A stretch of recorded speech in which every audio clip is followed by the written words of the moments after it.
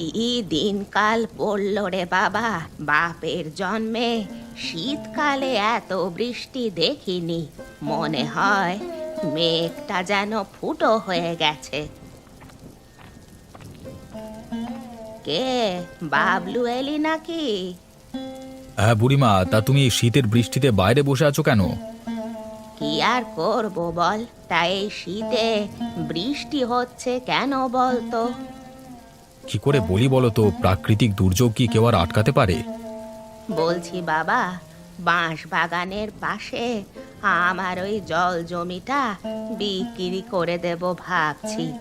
দেখিস তো কেউ কেনে কিনা। আচ্ছা, বলে দেখবো। তুমি কি দেখতে পাচ্ছ না বৃষ্টি হচ্ছে? এই শীতের বৃষ্টিতে ভিজে গেলে ঠান্ডা লেগে জ্বর হবে। যা যা, তুই বাড়িতে যা, তোর বউ আবার রেগে যাচ্ছে। ও মনি বুড়িমা, চা বানাবো, তুমি কি চা খাবে? তাহলে তোমার জন্য চা বানাবো। না না, আমার জন্য অত কষ্ট করে বানাতে হবে না বাপু, তোর সাথে আমার কথা বলতে ইচ্ছে করে না। তুমি দেখলে মণিবুড়ি একদম সহ্য করে না আমাকে। বাদ দাও না, বয়স হয়েছে, কখন কি মনে হয়। তুমি বুড়িমার জন্য চা বানাও, ঠিক খাবে। আচ্ছা, মণিবুড়ি তো আমার কেউ হয় না, পাশাপাশি থাকে, একাই থাকে, কেন যে আমার সাথে এরকম ব্যবহার করে জানি না বাপু।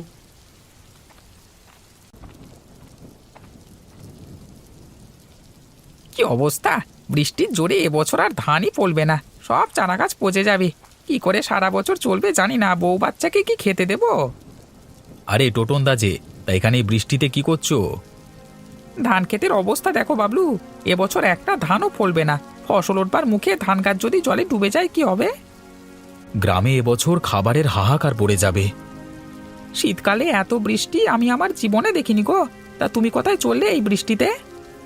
বাড়িতে কিছু বাজার নেই, ভাবলাম একটু বাজার করে নিয়ে আসি। যাবার পথে তোমাকে দেখলাম, তাই দাঁড়িয়ে গেলাম। তাহলে চলো, আমিও তোমার সাথে বাজারে যাই, আমারও কিছু কেনাকাটা আছে।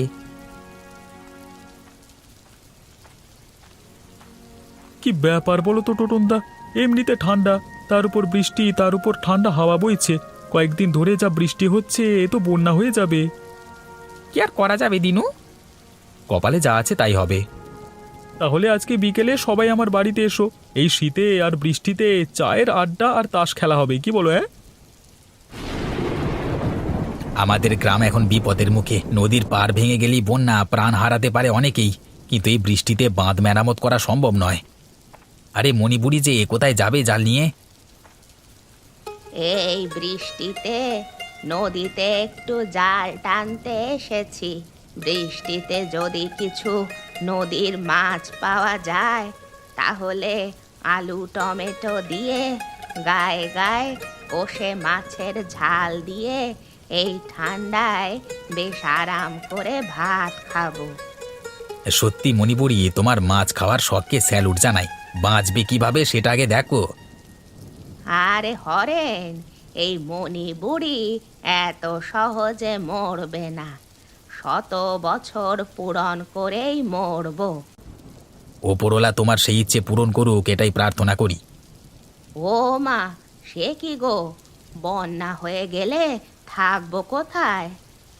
সেটাই তো বলছি, মাছ না ধরে এখন পটলা পুঁটলি বেঁধে উঁচু বাড়ি যাদের আছে সেখানে যেতে হবে। হরেন কাকা, গ্রামের দক্ষিণের নদীর বাঁধ ভেঙে গ্রামের ভেতরে জল ঢোকা শুরু হয়েছে। বন্যা কেউ আটকাতে পারবে না। এই তো দেখো, এখানে বাঁধ ভাঙতে আর বেশি বাকি নেই। চলো চলো, সকলকে খবর দিতে হবে, নিরাপদ জায়গায় চলে যেতে হবে। হরে দিনু, হরেন, আমার কি হবে রে? চিন্তা করো না মণিপুরি, তোমাকে ছেড়ে কোথাও যাব না। মা, আমরা কোথায় যাব? বাইরে তো বৃষ্টি হচ্ছে।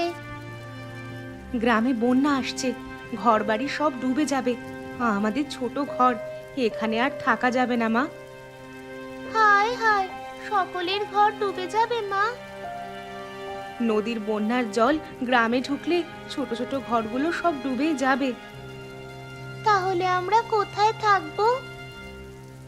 জানি না, দেখি তোর বাবা কোথায় নিয়ে যায়। এই তো বাবা এসে গেছে। কি গো, তোমার গোছগাছ হয়ে গেছে? হ্যাঁ, আমার মোটামুটি সব হয়ে গেছে। শীতের দিনে বন্যা হচ্ছে, ভাবো প্রকৃতির কি খেলা। বাবা, আমরা কোথায় যাব? গ্রামের পশ্চিম দিকে একটা দোতলা স্কুল আছে, পঞ্চায়েত বলেছে ওখানে কিছু গ্রামবাসীদের থাকবার নির্দেশ দিয়েছেন। বন্যা কেন হয় বাবা? অতিরিক্ত বৃষ্টির আর নিম্নচাপের জন্য নদী উত্তাল থাকে, নদীর বাঁধ ভেঙে জল ঢুকে যায়, তাই বন্যা হয়। মা বলেছে আমাদের ঘর নাকি জলে ডুবে যাবে। মা ঠিকই বলেছে, ছোট ছোট ঘর পুরোটা না হলেও অনেকটাই জলে ডুবে যাবে। তাহলে কুকুর, বিড়াল, গরু এদের কি হবে? যে যার মতো নিরাপদ স্থান খুঁজে নেবে। চলো চলো, দেরি করা যাবে না। চলো, তুমি একটা পুঁটুলি নাও।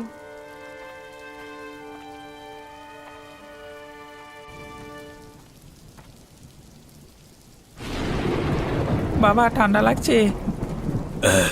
খুব শীত পড়েছে, জমিয়ে ঠান্ডা পড়েছে, কাশিরা হচ্ছে। শীতের সময় বৃষ্টি আমি কোনোদিন দেখিনি বাবা।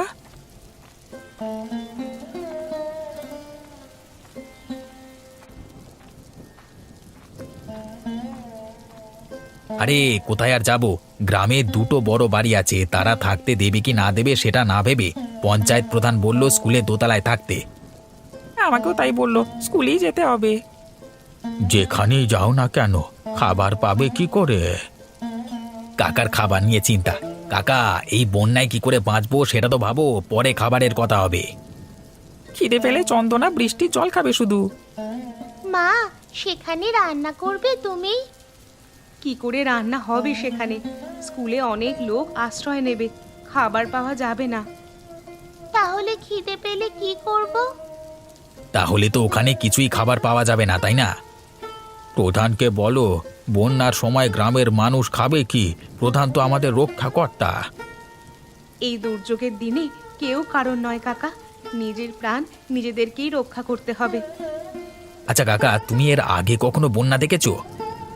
আমি তখন খুব ছোট, ওই 4 কি 5 বছর হবে। তখন একবার নদীর জল গ্রামে ঢুকে বন্যা হয়েছিল, প্রায় ঘরবাড়ি জলের তলায় তলিয়ে গিয়েছিল। মা, বন্যা কোথায়? এখনো আসছে না তো। বোকা মেয়ে, বন্যা না হলেই মঙ্গল, আর তুই বন্যা দেখতে ইচ্ছে প্রকাশ করছিস?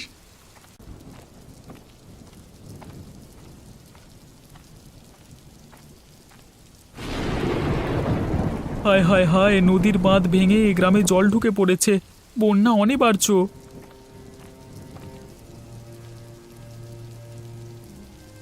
ও মণিপুরি, কি করছো গো? বন্যা আসছে বুড়িমা, পালাও পালাও। বল দিনু, কি হয়েছে? আরে বুড়িমা, বন্যা আসছে, বন্যা তোমাকে সহ তোমার ঘরবাড়ি সব ভাসিয়ে নিয়ে যাবে, অন্য কোথাও চলে যাও। সব বাজে কথা। বন্যা হয়েছিল অনেক বছর আগে, তোদের তখন জন্মই হয়নি। এই সামান্য বৃষ্টিতে বাঁধ যদি ভেঙে যায়, গ্রামে একটু না হয় জল ঢুকবে, তাতে এত ভয়ের কি আছে? হ্যাঁ, ঠিক আছে, তুমি তোমার ঘরে থাকো, আমি যাই, বউ বাচ্চাকে বাঁচাতে হবে, ওদের স্কুল ঘরে তুলতে হবে।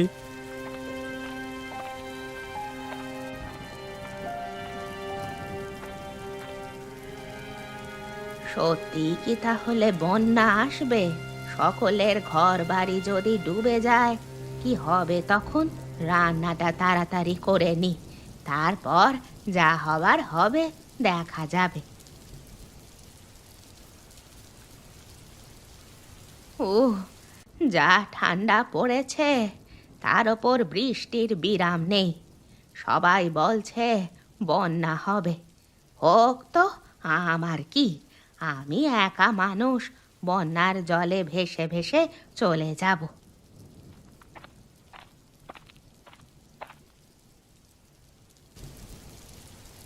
বুড়িমা, ও বুড়িমা, বুড়িমা। কে রে, এই ঠান্ডায় ডাকিস? বুড়িমা, আমি কণিকা, একটু দরজা খোলো।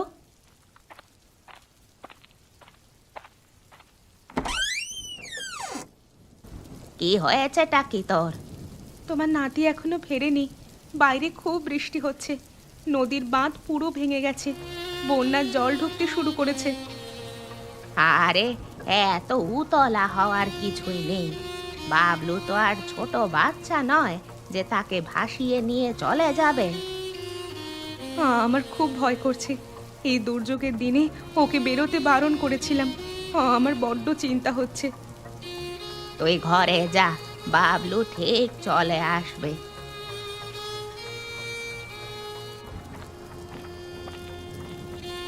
বুড়িমা, বুড়িমা বাইরে এসো, বন্যার জল বেয়ে আসছে। তোমার বাইরে অনেকটাই জল জমে গেছে। সে কি রে, কই কই দেখি তো। আরে আরে তাই তো, নদীর বাঁধ ভেঙে জল তো একেবারে পুরো গ্রামে ঢুকে পড়েছে। আমার খুব ভয় করছে বুড়িমা, লোকটা এখনো এলো না। আরে এত চিন্তা করিস না, বাবলু ঠিক চলে আসবে। আরে ওই দেখ, বলতে বলতে চলে এসেছে।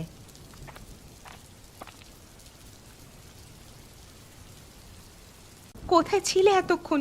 ভীষণ চিন্তায় ছিলাম আমি। বুড়িমা, তুমি তোমার জিনিসপত্র নিয়ে আমার বাড়িতে চলে এসো, তাড়াতাড়ি এসো। হ্যাঁ বুড়িমা, চলে এসো। আমাদের বাড়ির দোতলাতে চলে যাব, তাও একটু উঁচুতে আছে। হ্যাঁ, তাই তোমার বাড়িতেই আশ্রয় নিই চলো, আর উপায় নেই।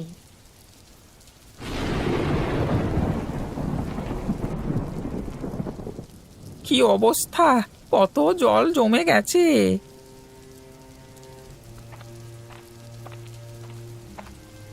কিরে টোটন, কি করছিস সেখানে ঠান্ডায় দাঁড়িয়ে দাঁড়িয়ে? অরেন্দা দেখো, পরপর কত বন্যার জল বাড়ছে। হ্যাঁ, কি যে হবে, কত বাড়িঘর ডুবে যাবে, হাহাকার পড়ে যাবে, চাষের ফসল সব শেষ। কি গো, তোমরা এখানে কি করছো অন্ধকারে? কয়েকটা মোমবাতি এনেছিলাম, এখানে তোমরা বসে গল্প করো। টোটন দেখ দেখ, বউ কাকে বলে, কখন কোনটা করতে হবে বউ ছাড়া কেউই পারবে না। কতবার বলেছি বিয়ে কর বিয়ে কর, শুনলি না তো আমার কথা। হ্যাঁ হ্যাঁ টোটন ভাই, এবার একটা বিয়ে করো, অনেক বয়স হয়ে গেল।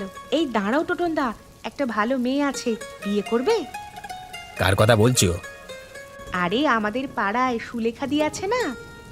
কে সুলেখা? আরে তোমাদের পরিচিতি, নিত্যানন্দ দাস স্ত্রী। ও হ্যাঁ হ্যাঁ।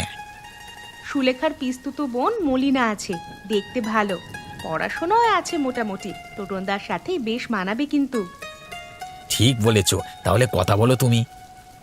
জানোই তো বাবা অসুস্থ, এই অবস্থায় বিয়ে করাটা ঠিক হবে না। তুমি থামো তো, কাকার সেবা করবে মেনকা, খুব ভালো মেয়ে। বাপরে, কত জল বেড়ে গেছে দেখো। আমাদের ঘরে জল ঢুকে একাকার হয়ে গেছে। শুধু তোমাদের, সকলের ঘর ডুবে গেছে গো। তোমরা গল্প করো, আমি চন্দনাকে একটু মুড়ি খেতে দিই, তোমাদের জন্যও আনছি।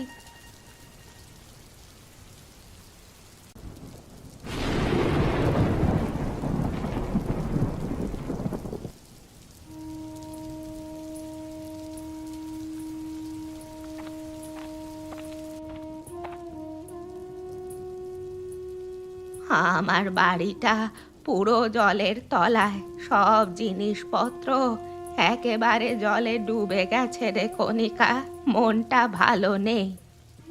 কি আর করবে বলো, প্রাকৃতিক দুর্যোগের কাছে কারোর হাত নেই। অত কিছু না ভেবে রাত্রে রুটি বানাবো, খেয়ে সারা রাত বন্যা দেখো, লেপ কম্বল গায়ে দিয়ে। শেষমেশ তোর হাতে খাবার খেতেই হচ্ছে। আমার উপর তোমার এত রাগ কেন? এখনো পর্যন্ত নাতি নাতনির মুখটাই দেখলাম না, রাগ হবে না? হবে হবে, অপেক্ষা করো। কি খবর বুড়িমা, কিরকম বন্যা উপভোগ করছো? আর উপভোগ, পুরো ঘরটাই ডুবে গেছে, দেখেছিস? আমাদের একতলা প্রায় ডুবে গেছে, সিঁড়ির ওপর পর্যন্ত জল। গ্রামের কত ছোট ছোট বাচ্চা ছেলেমেয়েরা যে কিভাবে আছে। বেশিরভাগ জন স্কুলেই আশ্রয় নিয়েছে। গল্প করো, আমি আঁচটা জ্বালিয়ে রুটি আলু ভাজা বানিয়ে নিই।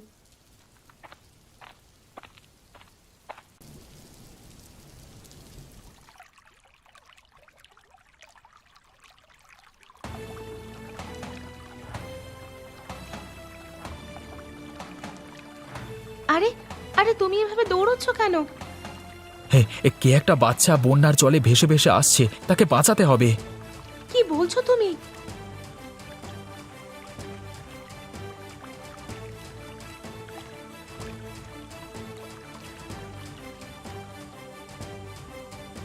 তুমি হরেন্দার মেয়ে না? হ্যাঁ কাকু, তুই এভাবে ভেসে এলি কি করে? আমি সকালে বন্যা দেখতে একটু জলে নেমেছিলাম, ঢেউ এসে আমাকে ভাসিয়ে নিয়ে গেল। হ্যাঁ করছি। তুই এভাবে জলে নেমে গিয়েছিলিস কেন? জানিস না বন্যা হয়েছে? কাকিমা, আমি জলে নামিনি, একটুখানি জলে হাত দিয়েছিলাম, পা ফসকে জলে পড়ে গেছি। আরে তোর বাবা মা তোকে জলে নামতে দিল কেন? লক্ষ্য রাখতে পারে না? মা বকা দেবে বলে আমি লুকিয়ে লুকিয়ে নেমেছিলাম। এটা তুই একদম ঠিক করিসনি। বন্যার কত জল দেখতে পাস না? পুরো ঘর বাড়ি ডুবে গেছে। কাকু না থাকলে কি হতো বলতো? কিন্তু কণিকা, হরেন্দার মেয়ে যে আমাদের কাছে আছে ওরা জানবে কি করে? ওরা তো খুব চিন্তা করবে। চন্দনা সুস্থ, এটাই যথেষ্ট। পরে দেখা যাবে। চন্দনা, চন্দনা, তুই কোথায় আছিস? তোকে যে দেখতে পাচ্ছি না।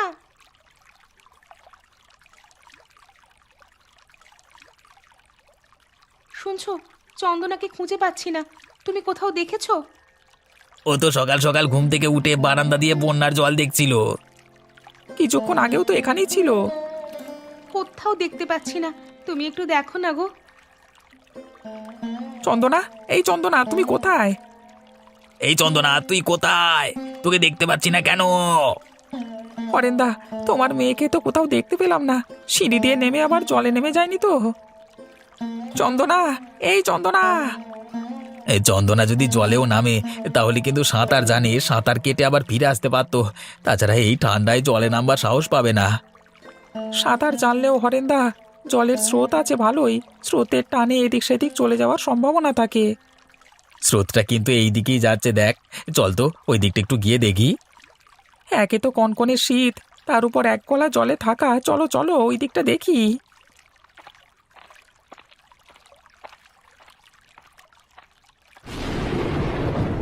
উফ, কি ঠান্ডা! ঠান্ডায় জমে গেলাম। স্কুলে নিশ্চয়ই এতক্ষণে হরেন্দার মেয়েকে খুঁজে না পেয়ে হই হই পড়ে গেছে। আমাদের বাড়িতে আছে এটা না জানালে হরেন্দার বৌদি তাদের মেয়েকে দেখতে না পেয়ে পাগল হয়ে যাবে। চন্দনা, এই চন্দনা। এই চন্দনা, কোথায় তুই? চন্দনা! হরেন্দার মতো গলা বলে মনে হচ্ছে। একটু এগিয়ে দেখি তো ব্যাপারটা কি।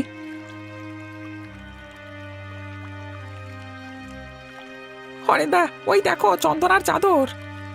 হ্যাঁ, এটা তো আমার মেয়ের চাদর। তাহলে চন্দনা এইদিকে এসেছে স্রোতের টানে। সেটাই হবে, কোনো সন্দেহ নেই। আমি সকালে এই চাদরটা চন্দনার গায়ে দেখেছিলাম। কি ব্যাপার? তোমরা এক গলা বন্যার এই ঠান্ডা জলে কোথায় যাবে? আরে বাবলু, সকাল থেকে আমার মেয়ে চন্দনাকে খুঁজে পাচ্ছি না। এই দেখ, এখানেও চাদরটা পাওয়া গেছে। এত ঠান্ডায় একটা ছোট মেয়ে কখনো জলে নামতে পারে? আমরা সকাল থেকে পুরো স্কুলে খুঁজেছি, কোথাও পাইনি। সেই জন্যই তো আমরা জলে নেমে খুঁজতে বেরিয়েছি। হরেন্দা, এইভাবে দায়িত্ব জ্ঞানহীন কাজ করবে না। যে কোনো দিন বিপদ ঘটতে পারে। আজকে চন্দনা সাঁতার জানতো বলে স্রোতে ভেসে ভেসে চলে আসতে পেরেছে। যে কোনো সময় বিপদ ঘটে যেতে পারে। চন্দনাকে আমি আমার ঘরের উপর থেকে জানালা দিয়ে দেখতে পাই ও জলে ভেসে ভেসে আসছে। কোনো রকমে ওকে জল থেকে তুলে আমার বাড়িতে রেখেছি। বাবলু, তোকে যে আমি কি বলে ধন্যবাদ দেব বুঝতে পারছি না। আমার অনেক বড় ভুল হয়ে গেছে, অনেক শিক্ষা পেয়েছি। তুমি আমার মেয়ের জীবন বাঁচিয়েছো। সৃষ্টিকর্তা তোমার অনেক মঙ্গল করুক, অনেক ভালো করুক। ঠিক আছে হরেন্দা, টোটন, তোমরা তাহলে স্কুলে ফিরে যাও। কষ্ট করে আমি বাড়ি ফিরে যাই। বন্যার জল কমলে তোমার মেয়েকে নিয়ে যেও। ততক্ষণ তোমার মেয়ে আমার বাড়িতে সুস্থ থাকবে, চিন্তা করো না। আর বৌদিকে বলবে টেনশন না করতে। হ্যাঁ, আমাদের কাছে ঠিক থাকবে তোমার মেয়ে। হ্যাঁ হ্যাঁ, সেটাই ভালো। চন্দনাকে এই এক গলা জলে কি করে নিয়ে যাব? তার থেকে বাবলুদার বাড়িতে আছে, সেটাই নিরাপদ। বৌদি আছে, চিন্তার নেই তো। চলো চলো চলো।